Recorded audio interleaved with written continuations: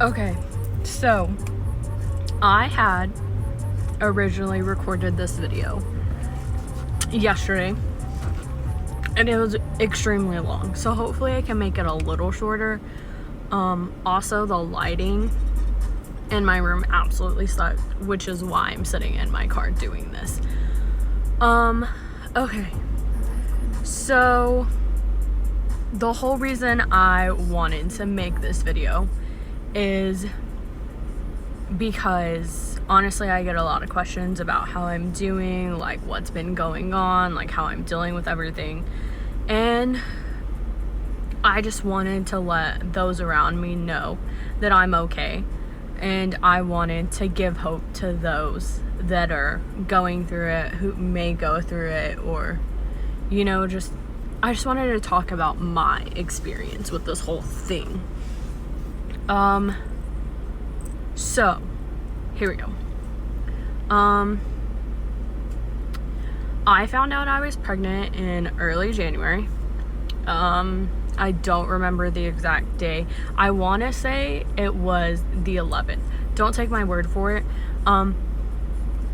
Anywho, so I found out I was pregnant, and you'll obviously see before this video actually starts my 3rd pregnancy test. So I did take 3 tests. I honestly just was in denial about the whole thing. So I took my test, and honestly I was at home by myself when I took them, so I was terrified. One, obviously, I was living on my own, I was working 2 jobs, like I was not ready to be a mom by any means, and I don't think anybody really is ready to be a mom, no matter what age they're at. And 2, my parents were out of town and I had to tell them, but they weren't coming back until the end of the week. So I was freaking out and stressed and whatever. So let's fast forward. Don't remember the exact day, which I probably should, but I really just suck at remembering things. The day of my gender reveal, when we found out that we were having a girl, later that evening, I want to say like around 6 or so, I don't remember, I started spotting. I was bleeding a little bit, I got scared. I texted my mom and she kind of got scared. My boyfriend got scared. Everyone was just kind of worried. We didn't know why it was happening or like what was wrong, or maybe I did something, because that day I was wearing heels and I was kind of running around and I was in the heat all day. So we didn't know if that had anything to do with it or whatnot, but I ended up going to the emergency room. They found the baby's heartbeat. She was perfectly fine, like she was doing great. Her heartbeat was normal. I was fine. Like there was nothing that they could find was wrong. I was just bleeding. And they said that it's normal in some cases, not all cases, but it is normal.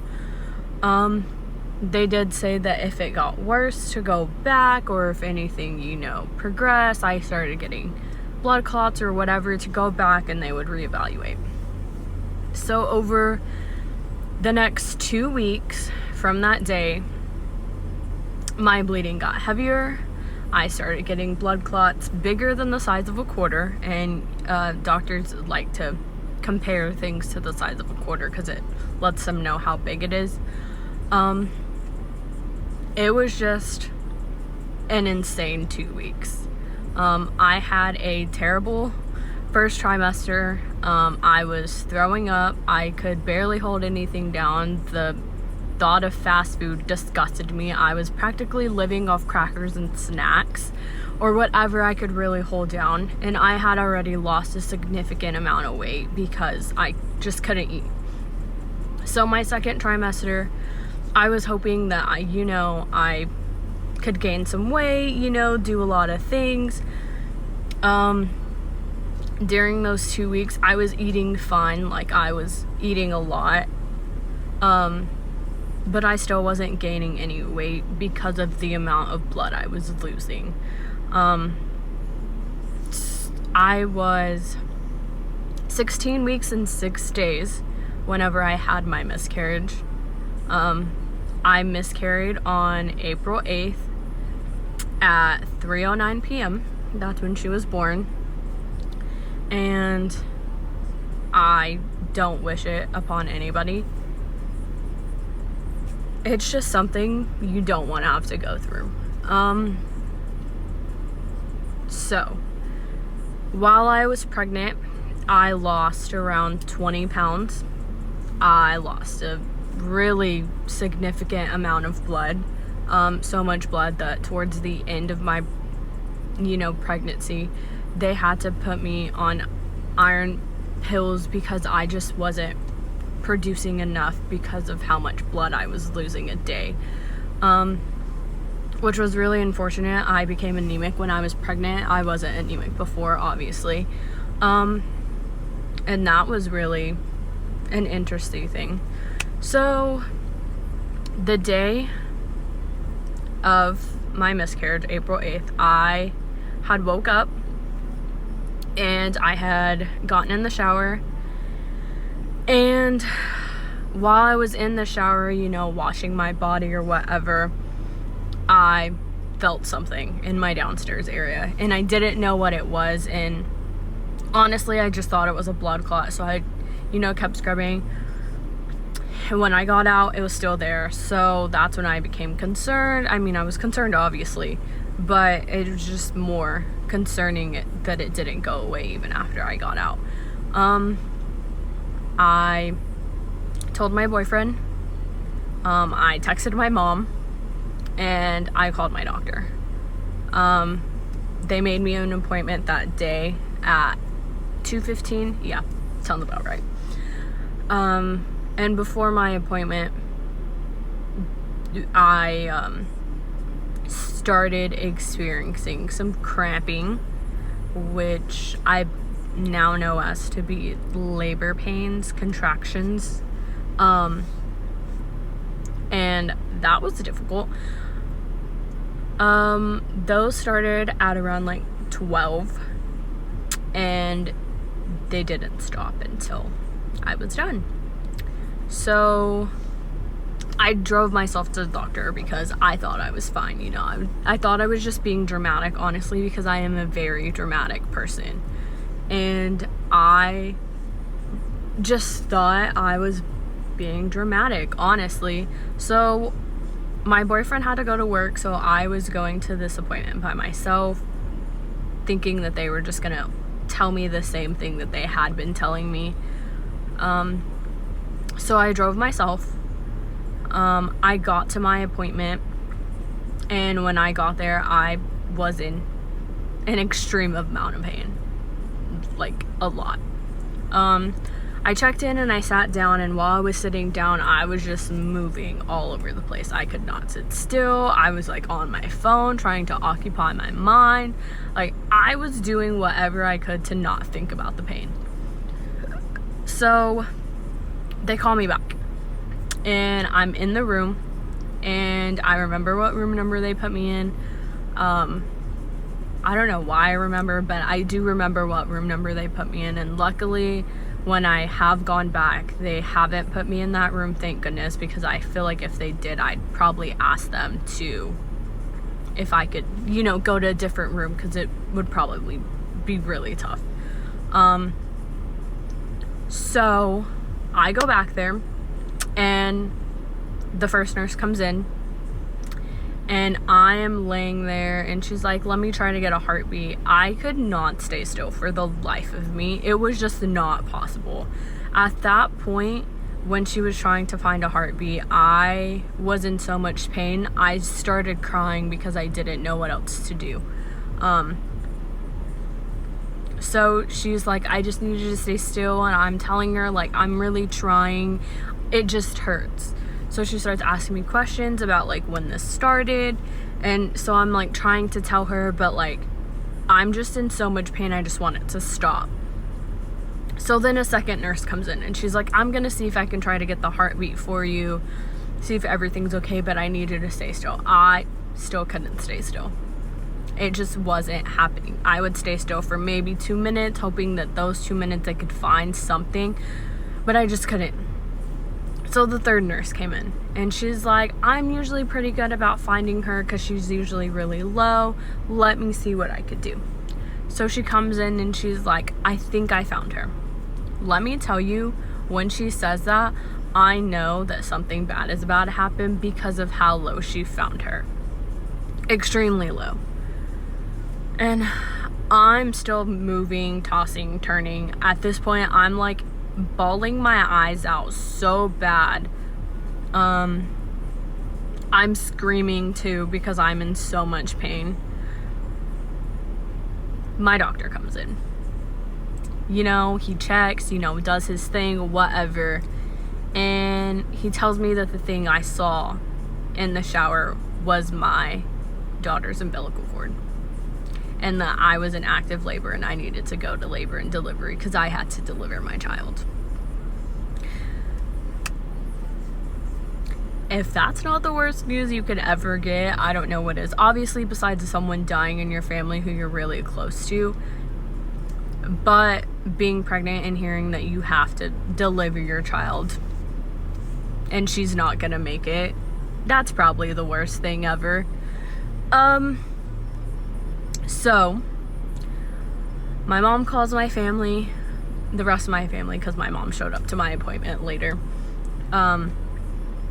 I text my boyfriend and I tell him that he needs to leave work because I had to deliver our child. I could not sit still. Honestly, I was like hovering over anything I could possibly hover over. I was like, I could walk over there because they asked me if I wanted to walk or get a wheelchair, and I was like, no, I can walk. It's fine. Walking feels better. I think because of everything that was happening and going through it and like actually finally processing what was about to happen, as we were walking, we barely even made it down the hallway into like the next part of the hospital, and I feel like I have to pass out. I start getting hot, I get clammy, I feel like I'm sweating, and I tell, because my mom and this one nurse were with me, and I'm like, I think I'm gonna pass out right here, right now. So I just stop walking, and I'm leaning up against the wall, and I'm like, I just don't feel good. Like, I think I'm gonna pass out. So then the nurse runs to go get a wheelchair, and then another nurse comes out, and then she's like, I need you to come and sit in this room, and then she gets me a wet rag, and I'm laying down for a few minutes and whatnot. You know, it's crazy. It was insane. Needless to say, I got the wheelchair. Okay, we're walking down. My boyfriend still isn't there yet, okay? Scariest part out of all of this. Anywho, so we're going to labor and delivering. I'm screaming, and let me just tell you that there are like 20 to 30 other people in this building, so I know that I was scaring a lot of people, and people were probably wondering what the heck was going on and why is there a freaking woman screaming in this hospital. But I was in so much pain that screaming only helped. So we're going to labor and delivery, and right before we're about to walk in, my boyfriend shows up. Thank goodness, because I don't know if I could have actually went through all of this by myself. I mean, my mom was there, but you know, having your significant other there is obviously very important. So as we're walking in the door, I feel like this wetness just kind of come out of me, which is really disgusting, and I'm sorry to say, but that's what happened. And I literally tell the two nurses that were walking that I don't know what's happening, but I think it's blood. I don't really know, but something's happening. I literally say something's happening, and I'm grabbing onto the side of the wheelchair. We get into the elevator, and I remember telling them that I think she's coming because I could slowly feel, I don't know if it was her head or her leg, like I don't know which way she came out first, but I'm pretty sure it was her head, and I could just like feel it, like her like ready to come out. We get to the room, and the sweet nurses, you know, they're all like, you know, trying to rush frantically, like do the best that they can. Like they're trying to get an IV put in me so that they can give me pain medication, because I was in so much pain. Like I was just screaming. They obviously stripped my pants down and just put a sheet over me. They could not find my vein fast enough. So unfortunately, I felt everything until the very end. Like literally, I felt it all. We were in the room not even, I don't even, like 10 minutes, maybe less than that. And I say, I think I have to push, and I scream and I push, and I felt my child come out of me. Probably the hardest thing that I will ever have to go through. Obviously, if I have another kid, it'll be hard. But that right now in my life is probably the hardest thing I will ever have to go through. So she was born at 3:09 p.m. and it was just hard in general, you know. I remember after I told the nurses that, one of the nurse actually said, okay, I'm gonna look to make sure, because, you know, she was kind of questioning, like, are you sure? And I'm just like thinking the whole time, like, yes, lady, I'm sure, like, I know what I felt. Because I almost felt relieved, like my pain was gone, but it wasn't, because my placenta still wasn't out. So like I was still in some pain. So she looks, and I just remember seeing her face, and it's so sad, and I just start crying. You know, there's nothing you can do in that moment. And the first thing, if you've ever gone through it, that you're thinking is, what did I do? What could I have done differently? That it's your fault and that you did something wrong. But it's not. It just happened. But the way our minds work, that's the way we think, which really sucks, because it's not always our fault. In fact, it's never really our fault. Our bodies just do what they do, and unfortunately sometimes it takes its course. So we ended up naming her Riley Aspen Drew Salinas, and I had to go into surgery after, because my placenta just wasn't coming out. So I was put under anesthesia, and you know, I don't remember a lot after until it wore off. I remember bits and pieces, like a lady coming to talk to us and like asking us questions and this and that, you know. It was just a lot to take in. So I stayed in the hospital for 24 hours. My boyfriend stayed with me. I think I cried so much that at one point, like, I was crying, but there wasn't actual tears, because like, okay, so in the middle of recording all of this, someone called me, which really sucks. Anywho, like I was saying, I was in the hospital for 24 hours. My boyfriend stayed with me. That was probably the hardest 24 hours I've ever had to gone through. I obviously can't speak. Go through in my life. You're with your dead child. Like, it sounds so blunt, but that's what it is. Like, I was with my dead child, holding her, sleeping with her.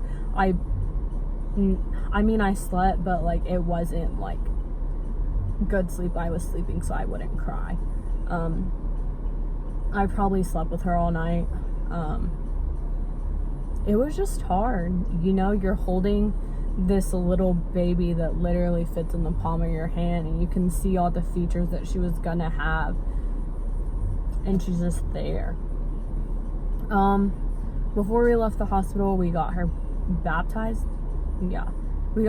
Sorry, I really suck at all of this remembering stuff.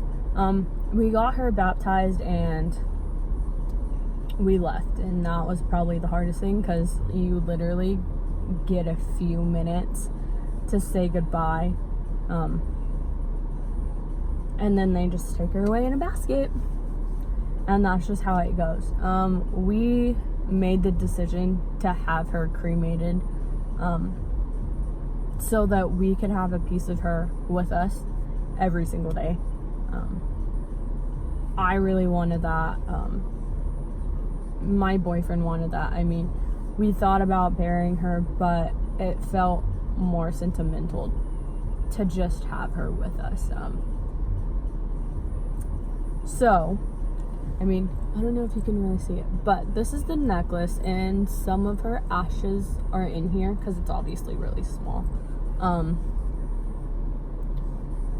The week to follow, me and my boyfriend stayed home. It was really tough.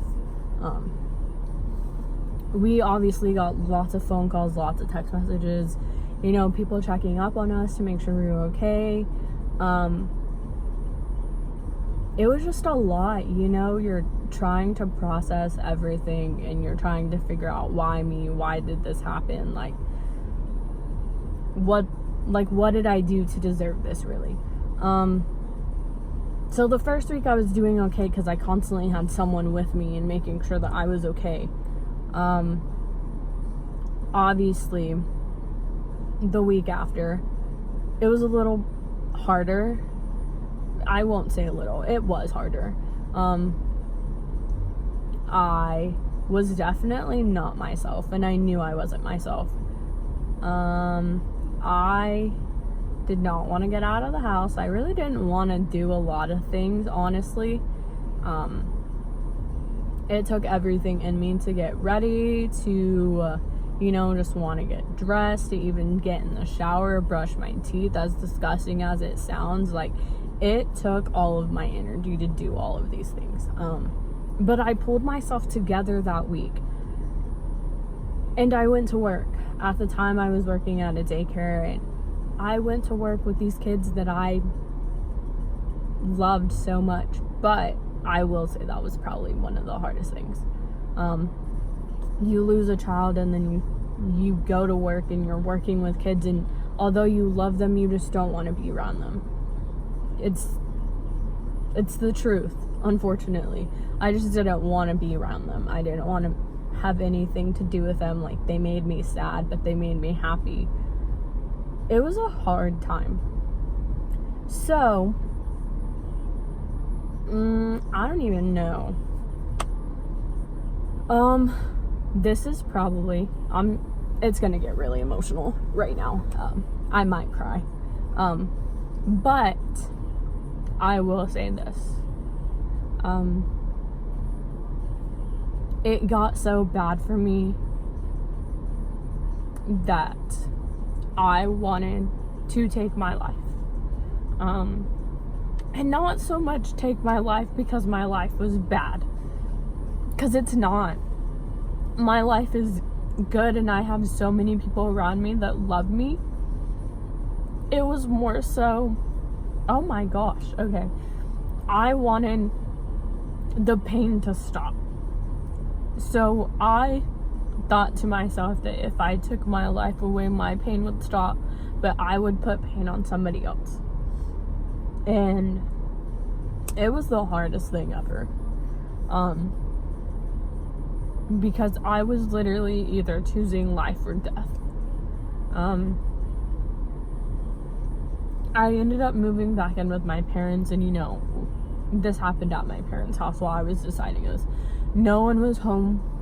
I don't remember exactly where everyone was at. Oh, actually, my parents were at church, and my brother was working late.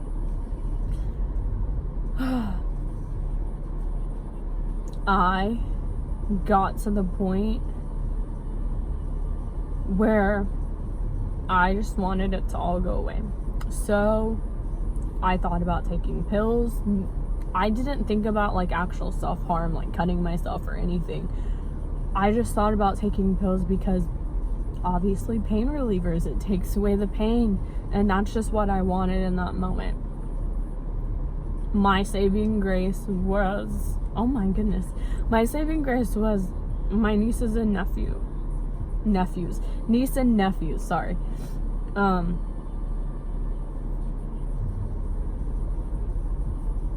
They saved me, essentially. I just thought about them and how little they were and what they would have to go through and what my family would tell them. So I made the brave decision to call my cousin. I texted her and I said, hey, can you come get me? I have been at home all day by myself, just thinking in my thoughts, and I think I'm gonna do something stupid if someone doesn't come. She came. I texted my mom because they were still at church. I let her know that I had left the house and what was going on, and I appreciate anybody who's been there for me. When I texted my mom, I told her that I need help. I need to go see a therapist. I need to go see somebody because I wasn't myself. Like, I just wasn't. I honestly felt more at peace being at home, being unbothered, not associating with anyone really, than going out and making myself do something. So my mom calls, she helps me set up an appointment. And I just want to say that it's okay to ask for help. There's such a stigma on people asking for help or getting put on medication or whatever. But it's okay to ask for help. It doesn't mean you're any less of a person. It doesn't mean you're not strong. I think that you are actually stronger by asking for help than you are not asking for help trying to deal with it on your own.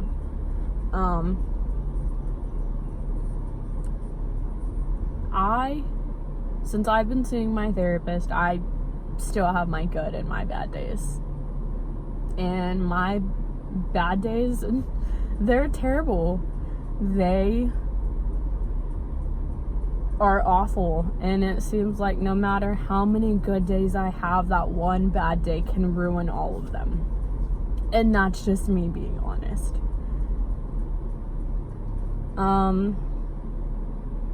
So going to this therapist, obviously having my follow-up appointment with my OB, I struggle obviously from postpartum depression, anxiety. I have a little bit of PTSD, and just depression in general. My OB actually referred me to a psychiatrist. It makes me sound like I'm psycho, but I'm not. I'm not crazy for feeling the way I feel. It's completely normal. A psychiatrist really just, helps you medication wise. I am on antidepressants. I do take anxiety medication when my anxiety is just too much.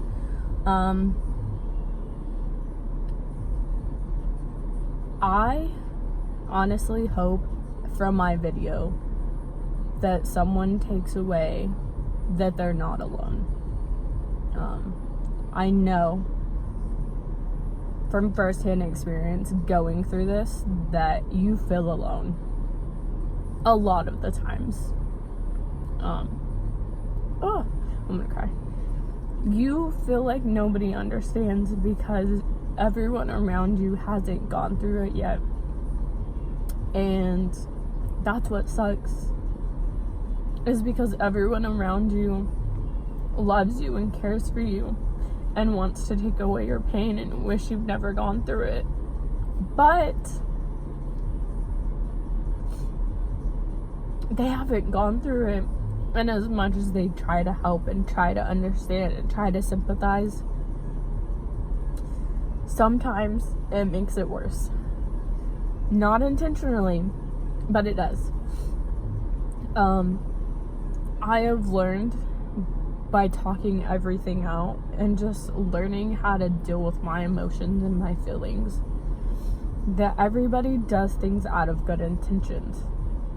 And sometimes they will just hurt your feelings, whether they realize it or not. Sometimes they say the wrong thing. Sometimes they do the wrong thing. Sometimes it just doesn't come across how they're meaning it. And you just have to understand that. I was already a sensitive person before this. I am extremely sensitive now. You really have to be careful talking to me. Because I will get my feelings hurt. Like, I will overthink things. I go crazy. Honestly, I will be good 1 minute and something or just a thought will make me switch the next minute. As crazy as it sounds, that's how my life is right now. And it's not intentional. I can't always help it. As much as I try, I just can't do it. The purpose of my video is honestly just to share my story and get it out there. For a woman who has gone through it, there's a lot of support groups. Support groups just aren't for me. I don't want to be around someone else that has gone through it, because we honestly all had a different experience. It's just all different for everybody. Nobody's gonna have the same experience that you have. And yes, support groups work for some people, but I never tried it, and I just personally, for me, don't think it would work for me. Therapy does work for me. Because it's someone who doesn't really know me. It's not a family member.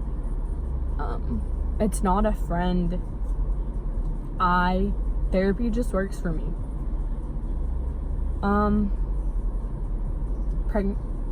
Miscarriage isn't uncommon. Sometimes the way it happens is, but it's not uncommon. So, if you're watching this and you're a person that has gone through this, you're not alone. It's okay to ask for help.